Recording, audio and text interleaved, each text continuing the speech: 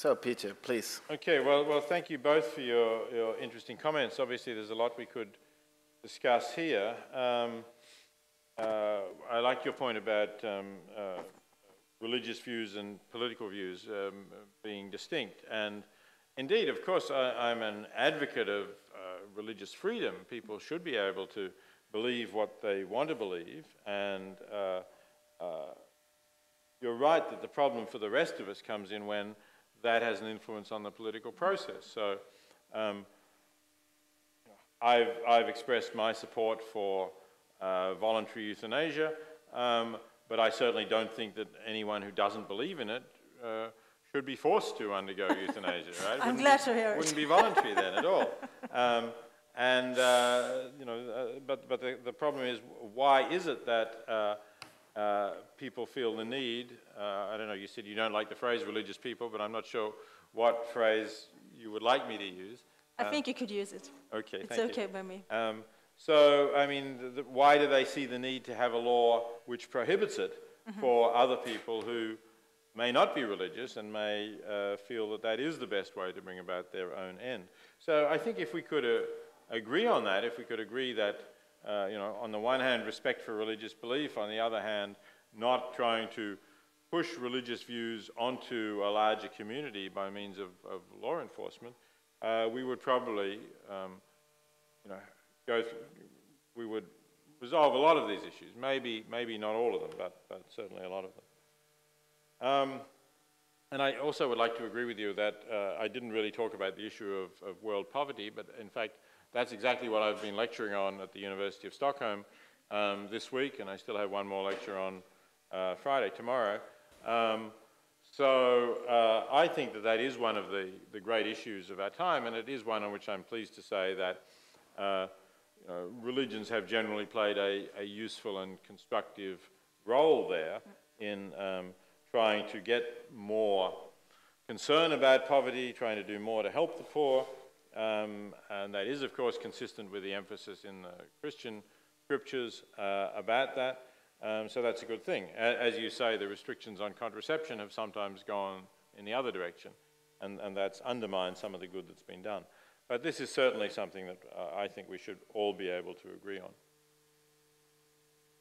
Now to Professor Klein and your points about the psychological need for religion and whether this is grounded in the fear of death. I do think that there is some truth in that. I think that it's difficult for many of us to learn that we're going to die, that we won't live forever, and the reassurance that some parents give their children, you know, no, mummy's not going to die, she'll just be waiting for you in another place and you'll come to her and so on. I mean, if you can believe in that, I guess it's very reassuring. Makes you feel that all is well with the world.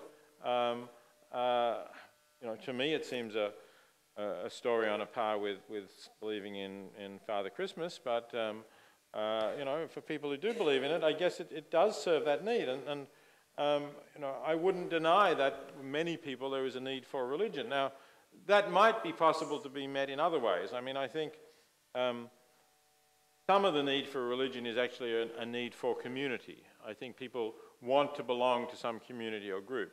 And you know, it's one of the things I've noticed being in the United States. For those who don't know, I'm Australian, but I've been living in the United States for the last 9 years. And the United States is a much more religious society than Australia. And I've talked to a number of people, you know, around the country about that. And certainly in some parts of the United States, the parts where religion is strongest, in the South and the Midwest, you know, if you don't belong to some religious groups, you just don't have any kind of community. The rest of it is just you're completely isolated. You live in your own little house or whatever it may be, or apartment, but nobody else takes, you know, has any contact with you. And if you want a support network, people who will help you if something goes wrong, other people to talk to and sort of take part in various activities, belonging to your church or synagogue or mosque or whatever it might be, is really the best, perhaps almost the only way to do that. So I think the need for community plays a role as well, and in societies where you have alternative forms of community, you maybe don't find the psychological need for religion to be as strong. But, you know, that business about overcoming death and so on is still going to be there, and for some people anyway, that will still be a significant attraction of religious belief. Do you think that the world would be a better place if religion faded away today in the world? I think today it would be. I mean, you know, maybe religion has sometimes served a progressive role in the past, and, you know, still does, as we were saying, in areas like helping the poor and so on. But I also see religion as a major obstacle to solving a lot of problems. You mentioned the HIV/AIDS issues and contraception. That's certainly one of them. But of course today we inevitably think about conflict, because we live in a world with a lot of conflict in it. And at least some of that, you know, religion makes harder to solve. I'm not going to say that religion is necessarily the motivation, because sometimes some of these conflicts are really about territory. If you look at the Middle East, Palestinians and Israelis, I think it's really about territory, and religion becomes a way in which that conflict is then waged. But it's also true that it makes it much harder to get a resolution. If you look at what are the obstacles to a peace settlement in the Middle East, it's the fanatics on both sides. It's the religious Jewish fanatics who don't want to give up any part of Jerusalem, because that's the holy city, and it's the Islamic fanatics who are you know, prepared to wage terrorist warfare, because that makes them martyrs and suicide bombers and so on. You know, religious beliefs just get very intransigent. People just say, well, you know, you cannot compromise this. Whereas without it, I think people are much more ready to look at, is this really doing us any good? Is this conflict doing us a lot of harm? And if the answer is it's doing us a lot of harm and no good, you're much more ready to find compromises and to settle it. And I think that's a real danger in the world today, particularly as we have, you know, such dangerous weapons lying around, that in the hands of religious fanatics, it's a major threat to the world. And if people were not so religious, that would go away. Now, you might say, well, suppose that in fact, you know, what I've said relates to the more fanatical elements of religion. What if you had a more tolerant, reasonable kind of religion? Well, you know, maybe then that would be a positive force. But the question always is, you know, whether religion will be only of that kind, or whether it will have the more fanatic, the more militant wing to it. Okay. Major Klein, please. Yes, I would like to challenge your question, because first of all, I completely agree with you that religion is not a positive force in many of the current conflicts, and nowhere else is this better crystallized than in the Middle East.